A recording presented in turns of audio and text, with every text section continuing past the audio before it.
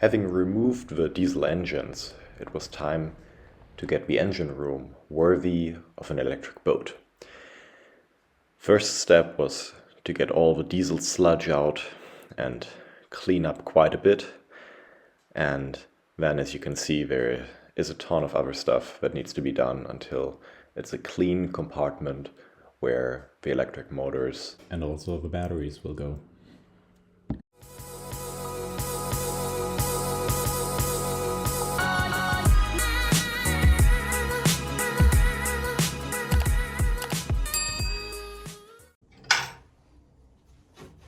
The old brackets holding the 12-volt batteries to power the boat's electronics had to go out so that I could access the exhaust system and start removing that. A lot of water in there to be siphoned out at first, and afterwards it became time to completely get rid of everything exhaust related.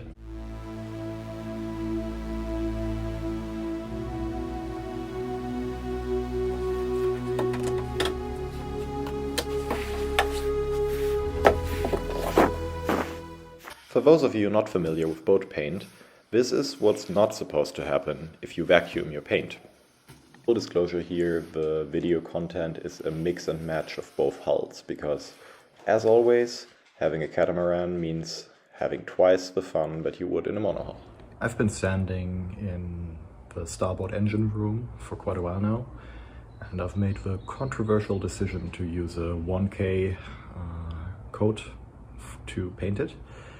The reason for that being it's pretty cheap, pretty easy to use. I don't really care too much how it looks down there. I just want it to be roughly white.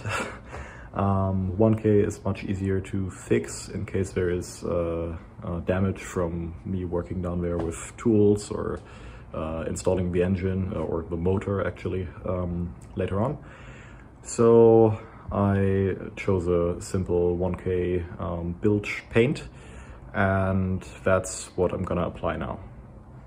Enjoy some time lapses, and hopefully, if all goes well, a conclusion that tells you that it was pretty easy to work with. This is what it looks like pre-filling. The previous owner took 20 years to make about 60 different holes everywhere. So after having put filler into all of those, this is only one perspective, showing you only very few. I was finally able to start painting and to make this the first place in the boat that looks remotely pretty again.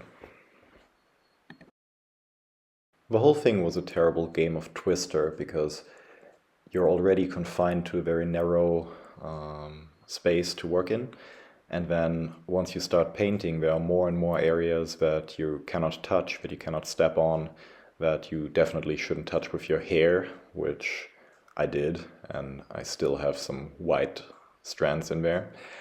So that was fun, but I eventually got it done, and I think the result is absolutely worthwhile, and I'm very happy to have this being the new look of the X-engine, now motor and battery room.